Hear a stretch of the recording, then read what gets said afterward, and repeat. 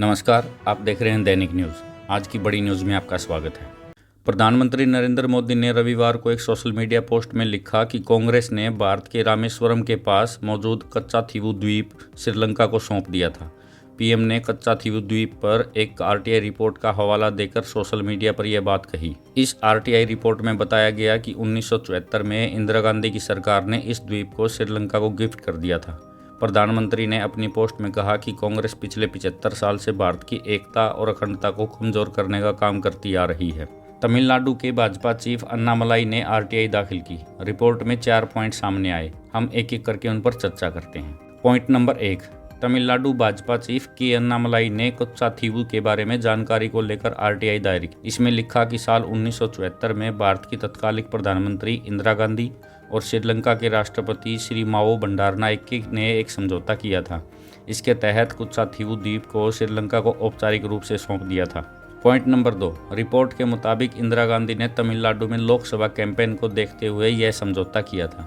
1974 में इंदिरा गांधी की सरकार ने इस द्वीप को श्रीलंका को गिफ्ट कर दिया था। पॉइंट नंबर 3, 1974 में दोनों देशों के बीच 2 बैठकें हुई। पहली 26 जून को कोलंबो में, दूसरी 28 जून को दिल्ली में। दोनों बैठकों में द्वीप श्रीलंका को देने पर सहमति बनी थी।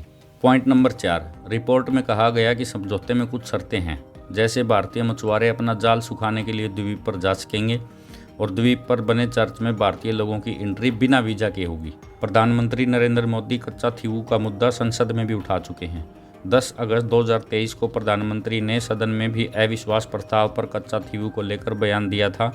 उन्होंने कहा कि ये विपक्ष के लोग जो सदन से बाहर गए हैं उनको जरा पूछिए ये कच्चाथीवू क्या है और कहाँ है। ये डीएमके वाले और उनकी सरकार मुझे चिट्ठी लिखते हैं कि मोदी जी कच्चाथीवू को वापस ले आइए। उन्होंने कहा कि तमिलनाडु से आगे और श्रीलंका से पीछे एक टापू किसने किसी दूसरे को दिया था। क्या यह क्षेत्र माँ भारती का अंग नहीं था? इंदिरा गांधी के नेतृत्व वाली सरकार ने इसे भारत से अलग करने का काम किया था।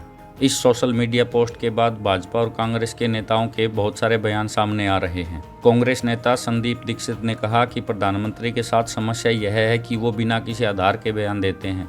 अगर ऐसा कोई एग्रीमेंट हुआ होता तो हमें पता होता कि क्या हुआ था।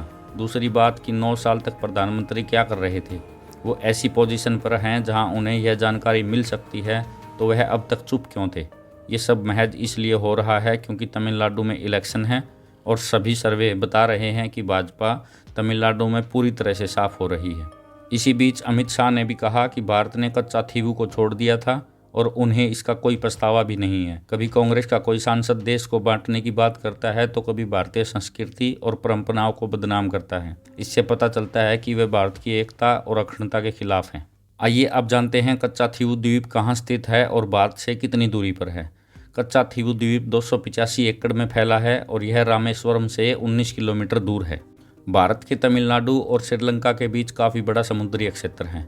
इस समुद्री क्षेत्र को पाक जलडमरू मध्य कहा जाता है। यहाँ कई सारे द्वीप हैं जिसमें से एक द्वीप का नाम कच्चाथीवू है। श्रीलंका के विदेश मंत्रालय की वेबसाइट के मुताबिक कच्चाथीवू 285 एकड़ में फैला एक द्वीप है।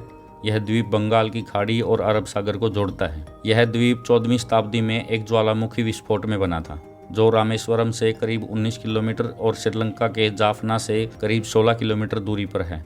रॉबर्ट पार्क 1775 से 1763 तक मद्रास प्रांत के अंग्रेज गवर्नर हुआ करते थे। इस समुद्री क्षेत्र का नाम रॉबर्ट पार्क के नाम पर ही पार्क स्ट्रेट रखा गया था। चलिए जानते हैं कच्चाथीवू द्वीप का इतिहास। कच्चाथीवू द्वीप हिंद महासागर में भारत के तमिलनाडु और श्रीलंका के बीच स्थित है।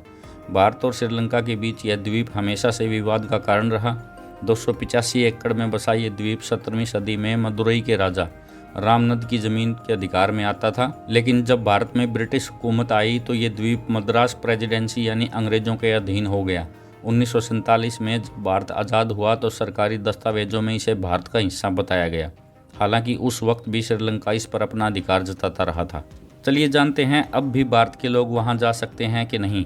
हर साल फरवरी में रामेश्वरम से हजारों लोग कच्चाथीवू द्वीप पर बने सेंट एंथनी चर्च में प्रार्थना करने के लिए जाते हैं। इस चर्च को तमिलनाडु के एक तमिल कैथोलिक श्रीनिवास पेद्दयाची ने 110 साल पहले बनाया था।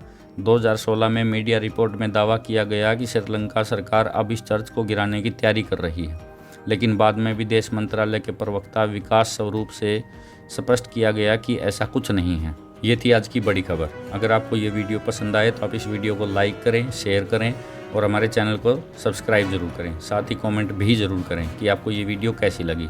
मिलते हैं अगली वीडियो में, तब तक नमस्कार, धन्यवाद।